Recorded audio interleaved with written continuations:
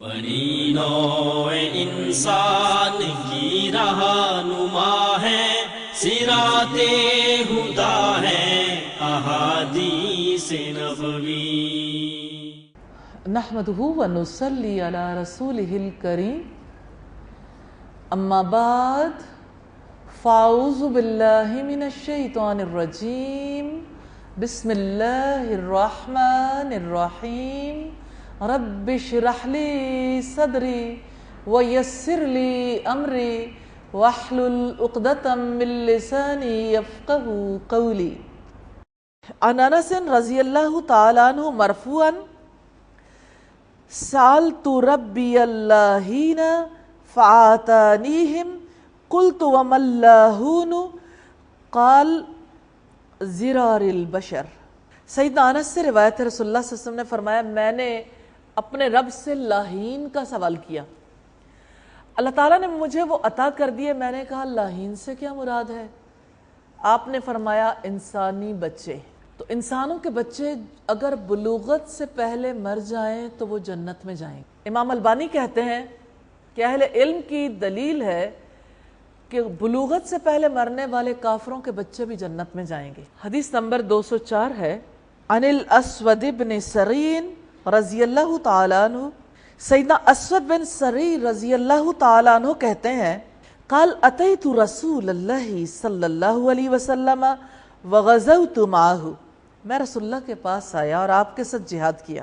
فاصبت ظہر افضل الناس یومئذ حتی قتلوا الولدان، ایک دن میں نے مخالف لشکر کے بڑے بڑے لوگوں کو اچانک قتل کیا اور مجاہدین نے حتی قتل الولدان، مجاہدین نے ان کے بچوں کو بھی قتل کر دیا۔ وقال مرتن الذریۃ، اور ایک بار انہوں نے کہا کہ اولاد کو۔ فبلغ ذلک رسول اللہ صلی اللہ علیہ وسلم فقال، یہ بات رسول اللہ تک پہنچی تو آپ نے فرمایا ما بال قوم جاوزهم القتل اليوم حتى قتلوا الذریہ، لوگوں کو کیا ہو گیا کہ قتل اپنی حد سے تجاوز کر گیا ہے اور بچوں کو بھی قتل کر دیا گیا ہے۔ فقال رجل یا رسول اللہ انما هم اولاد المشرکین، ایک شخص نے کہا کہ اللہ کے رسول وہ تو مشرکوں کے بچے ہیں۔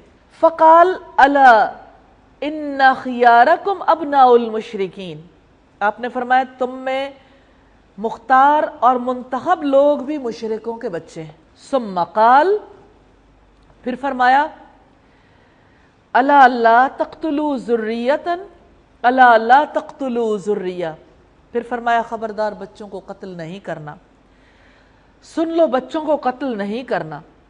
قال کل نسمۃ تولد علی الفطرۃ حتی یعرب عنہا لسانہا فابواہا یہودانہا وینصرانہا، ہر انسان اسلام کی فطرت پر پیدا ہوتا ہے یہاں تک کہ اس کی زبان وضاحت کر دے، پھر اس کے والدین اسے یہودی اور نصرانی بنا دیتے ہیں۔ دشمنوں کے بچوں کے قتل پر رسول اللہ صلی اللہ علیہ وسلم کا کیا رویہ تھا؟ وَمَا أَرْسَلْنَاكَ إِلَّا رَحْمَةً لِّلْعَالَمِينَ، کتنی سچی بات ہے جو اللہ تعالیٰ نے ارشاد فرمائی کہ ہم نے آپ کو جہان والوں کے لیے رحمت بنا کر بھیجا۔ یہ اللہ تعالیٰ کی رحمت تھی کہ اللہ تعالیٰ نے رسول رحمت کو، نبی رحمت کو بھیجا۔ کہ آپ نے ان مشرکوں کے بچوں کے بارے میں بھی ایکشن لیا کہ کیوں مشرکوں کے بچے قتل کر دیے؟ لوگوں نے کہا کہ وہ ان کی اولاد ہیں اس لیے قتل کیا ہے، تو آپ صلی اللہ علیہ وسلم نے اس کا یہ جواب دیا کہ قتل اپنی حد سے تجاوز کر گیا اور بچوں کو تہہ تیغ کر دیا گیا، اور آپ نے فرمایا تم میں مختار یعنی چنے ہوئے منتخب لوگ وہ ہیں جو مشرکوں کی اولاد ہیں، یعنی تم بھی تو مشرکوں کی اولاد ہو، اگر اللہ تعالیٰ نے تمہیں زندگی کا حق دیا ہے تو مشرکوں کے بچوں کو بھی موقع دے دو، جب وہ بڑے ہوں گے پھر وہ جو دین اختیار کریں گے، پھر وہ دین کی اگر مخالفت کریں گے سچے دین کی، پھر ان کے ساتھ مختلف معاملہ ہوگا۔ تو مشرکوں کے بچے فطرت پر ہوتے ہیں اس لیے ان کو قتل نہیں کیا جا سکتا، اور آپ صلی اللہ علیہ وسلم نے اس کے بارے میں وضاحت کی کہ ہر بچہ دین فطرت پر پیدا ہوتا ہے، یہ اس کے ماں باپ ہیں جو اسے یہودی یا عیسائی بنا دیتے ہیں۔ تو جنگ میں جب بچے قتل ہوئے تو آپ نے اسے حد سے تجاوز قرار دیا، رسول اللہ نے مشرکوں کے بچے کی دلیل پر کہ یہ مشرکوں کے بچے ہیں تو آپ نے یہ ارشاد فرمایا تم میں سے اکثر لوگ مشرکوں کے بچے ہیں، اور رسول اللہ صلی اللہ علیہ وسلم نے مشرکوں کے بچوں کے قتل سے بھی روک دیا۔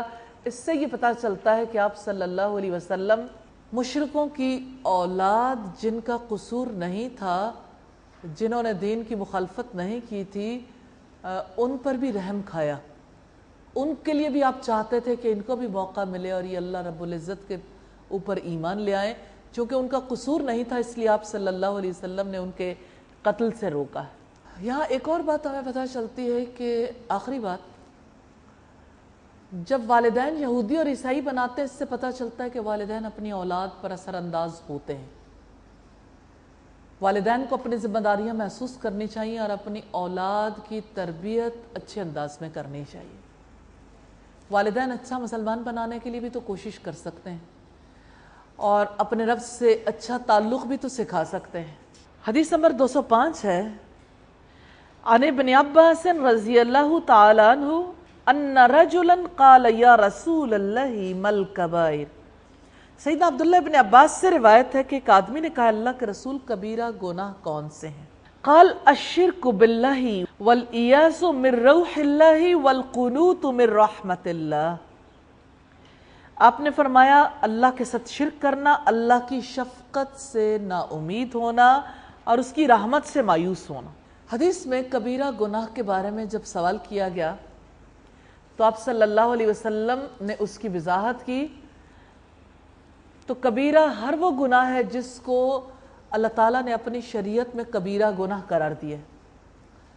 کبیرہ گناہ کے بارے میں ہم پہلے بات کر چکے ہیں کہ جس میں آخرت میں اللہ تعالیٰ کے عذاب کی خبر دی گئی ہو، جس میں اللہ تعالیٰ یا اس کے رسول کی جانب سے لعنت کی گئی ہو، اللہ کے غضب کی بات کی گئی ہو جس گناہ پر، یا دنیا میں جس پر کوئی حد لاگو ہوتی ہو، یا جس سے سختی سے روکا گیا ہو، یا جس کے مرتکب کو فاسق قرار دیا گیا ہو۔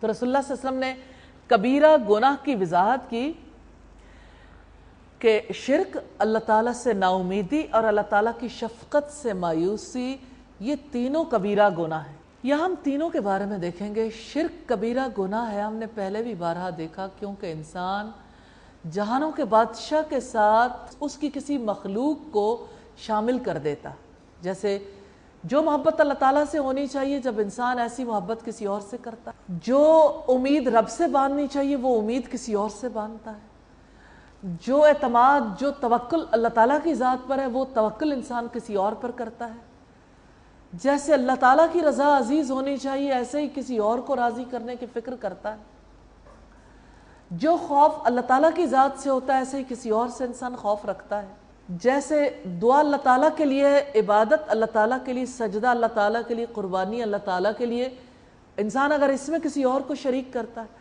یہ شرک کبیرہ گناہ ہے، کیونکہ انسان کی فکر خراب ہو جاتی ہے اور اس کا عمل خراب ہو جاتا ہے اور وہ حقیقت سے ہٹ جاتا ہے۔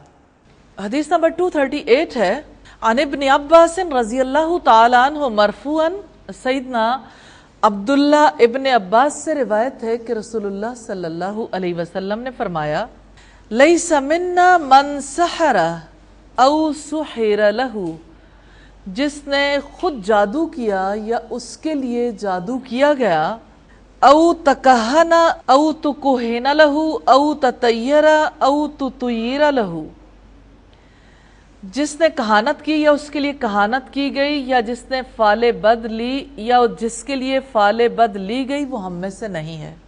اس حدیث کے موضوعات بھی ایسے ہیں جو ہم پہلے دیکھ چکے ہیں، اس میں سے صرف ہم چھوٹی سی بات کریں گے جادو سے متعلق۔ سوال یہ پیدا ہوتا ہے کہ جادو کسے کہتے ہیں؟ جادو کی دو قسمیں ہیں، ایک تو شیاطین کی مدد سے ان کا قرب حاصل کرنے کے لیے جب بڑے کبیرہ گناہ کیے جاتے ہیں، جیسے کسی کو قتل کرنا، کسی کا خون کر کے پھر انہیں پیش کرنا تاکہ شیاطین خوش ہو جائیں اور وہ برائی پر مدد کریں۔ ہم نے آخری بات یہ دیکھی تھی کہ ایسے شخص کو حاکم وقت چاہے تو قتل کروا سکتا ہے اگر اس کی وجہ سے فتنہ پھیل رہا ہو۔ جادو کے حوالے سے عام طور پر لوگ تکلیف میں مبتلا رہتے ہیں کہ جادو ہو جائے تو پھر ہم کیا کریں. جو طریقہ کار اللہ تعالیٰ نے اپنی کتاب میں بتایا، جو محمد رسول اللہ صلی اللہ علیہ وسلم کی سنت سے ہمیں ملتا ہے، اسی طریقے سے علاج کروایا جا سکتا ہے. مثال کے طور پر جو معوذتین ہیں، 2 صورتیں، ان کو پڑھ کر اپنے ہی ہاتھوں پر دم کر کے پھیر لینا. اللہ کے رسول صلی اللہ علیہ وسلم فرض نمازوں کے بعد انہیں پڑھا کرتے تھے. صبح و شام کے اذکار میں 3 دفعہ آپ انہیں پڑھا کرتے تھے، اور رات کو سونے سے پہلے بھی پڑھا کرتے تھے. اسی طرح آیت الکرسی ہے، اور اسی طرح سے یعنی قرآن حکیم کے ذریعے سے جس طرح اللہ کے رسول صلی اللہ علیہ وسلم اپنے لیے اپنا علاج کرتے تھے، اسی طرح سے دوسروں کا بھی علاج کیا جا سکتا ہے. اور کون مسلمان ہے جسے سورہ اخلاص یا فلق ناس نہیں آتی یا آیت الکرسی نہیں آتی؟ جو لوگ یہ کہتے ہیں کہ ٹھیک ہے یہ آیات تو ہیں لیکن کوئی اور طریقہ بتائیں، تو دراصل انہیں ان آیات پر اعتماد نہیں ہے. انہیں اس بات پر اعتماد ہوتا ہے کہ جادوگر کے ہاتھ میں طاقت ہے، لیکن دوسری طرف یہ ہے کہ اللہ تعالیٰ جو خالق کائنات ہے، جو ہر چیز پر قدرت رکھتا ہے، اس کی قدرتوں پر وہ یقین نہیں ہوتا. تو جادو کے لیے وہی طریقہ کار اختیار کیا جا سکتا ہے جادو کے توڑ کے لیے جو اللہ کے رسول صلی اللہ علیہ وسلم نے اختیار کیا. بنی نوع انسان کی رہنما ہے، صراط ہدیٰ ہے احادیث نبوی.